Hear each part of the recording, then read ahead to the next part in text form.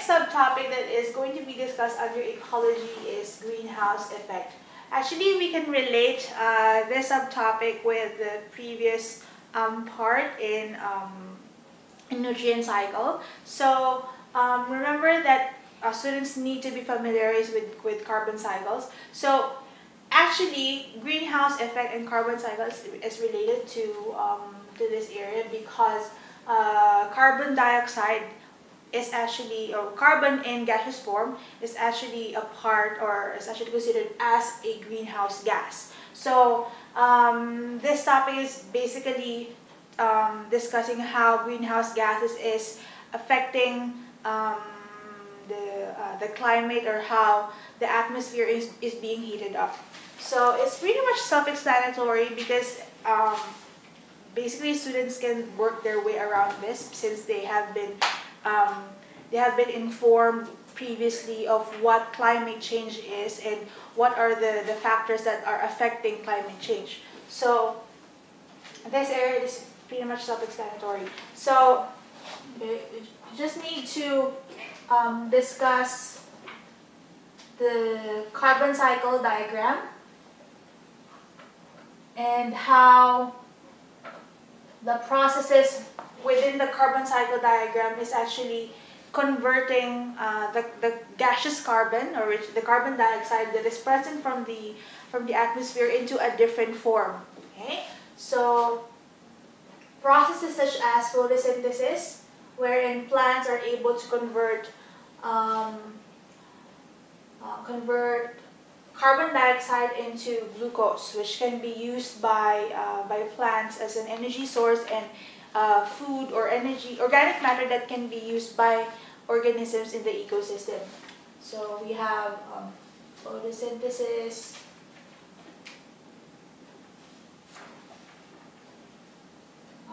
feeding.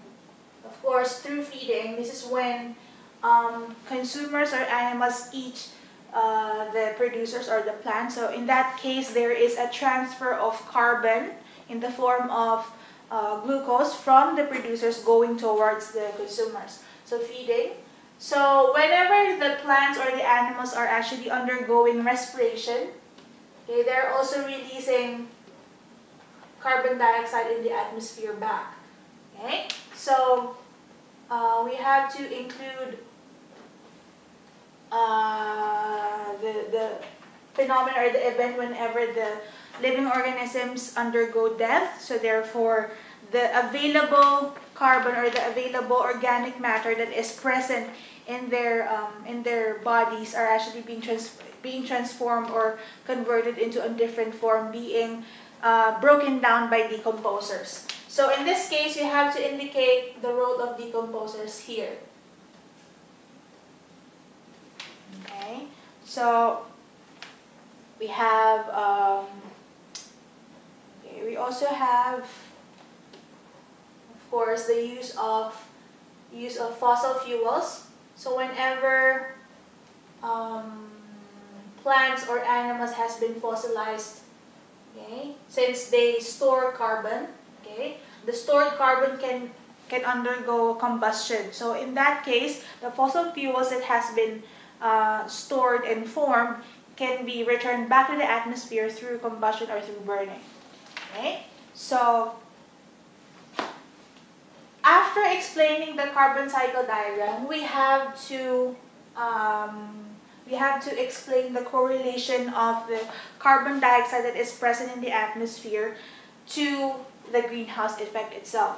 So we have to indicate that greenhouse effect is actually naturally occurring because the presence of carbon dioxide is the one that is actually maintaining the temperature of the atmosphere, which is actually making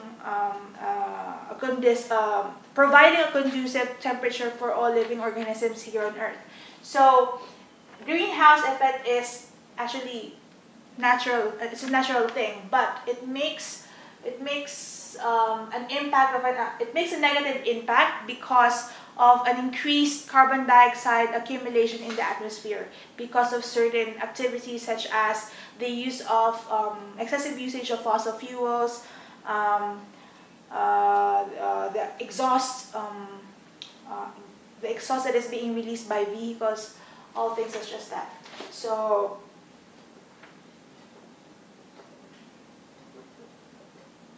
we have to discuss the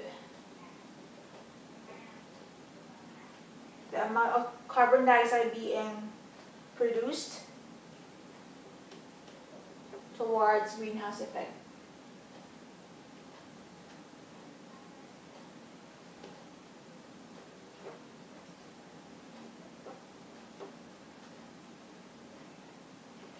Okay, so we can also use like case studies wherein there actually produces graphs wherein there is an accumulated like in a long period of time there are actually evidences that shows that there is accumulation or an increase in the carbon dioxide concentration in the atmosphere, which contributes to the climate change, okay, or an induced greenhouse effect.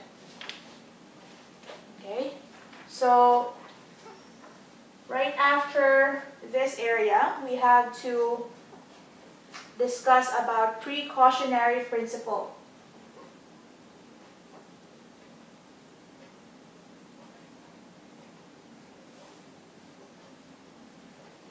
Okay, precautionary principle is basically a fairly a new term that is being used in ecology, wherein it is actually discussing how methods are being done, wherein we have to take caution on the things that are the activities that we are doing that can pose harm on the atmosphere. So, for example, during the industrialization period, of course, there is an excessive use of carbon dioxide. So, in that case, even if there is like an advancement of technology at the time, we actually haven't foreseen that there is an excessive production of carbon dioxide in the atmosphere, which could actually affect the atmospheric temperature, which could actually later on result to global warming. So in this case, okay, we just need to like find examples so that we can further discuss precautionary principle. So the last area that is needed to be discussed under greenhouse effect, okay, is the consequences of climate change, okay, on Arctic ecosystems. So since the Arctic ecosystems are the ecosystems that are greatly affected by climate change, we have to discuss what are the things that could happen to the Arctic ecosystems if they have been greatly affected by climate change. So, in that sense, we have to be able to discuss it. Of course, there would be a destruction of their habitat, of the living organisms that are living in that state or in that condition.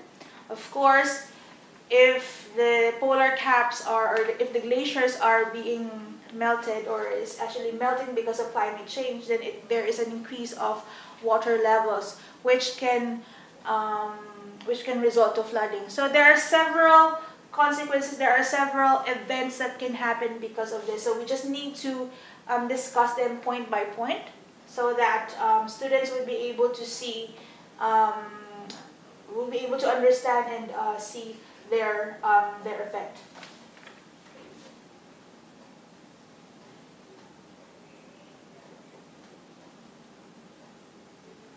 So that will be all in greenhouse. The next topic that we are going to discuss under ecology is about population. So basically, population ecology is being discussed here, and this area is further discussed in the option topics for HL students. The only things that is actually being discussed under populations are, of course, we have to define what a population is and their differences from communities. So, right after the definition part, okay, we have to discuss about factors affecting population size.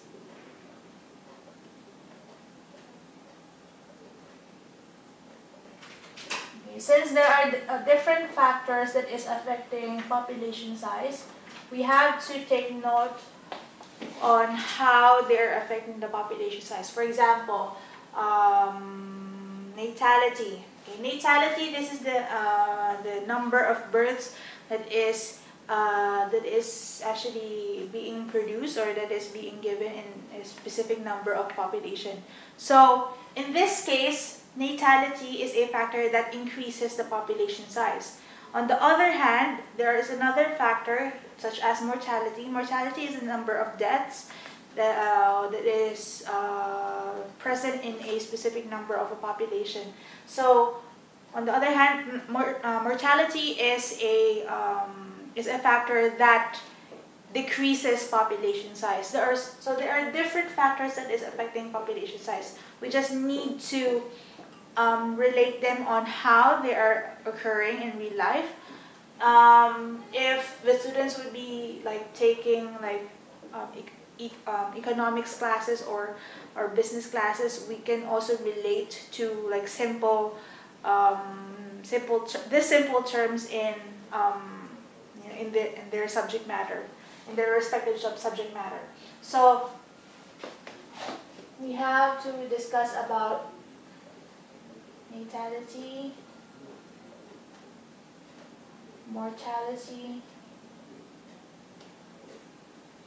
Okay, we have to discuss about immigration. Immigration, on the other hand, this is the number of individuals that are moving into a certain area or moving into a certain land area. So immigration, both natality and immigration are increasing population size, while immigration is the opposite, wherein immigration is the number of individuals that are moving out from a certain area. So this factor is actually decreasing population size. So if we can think of more factors affecting population size, then we will be able to help the students to elaborate further on their essays, because this question is actually being discussed more or being given more in essay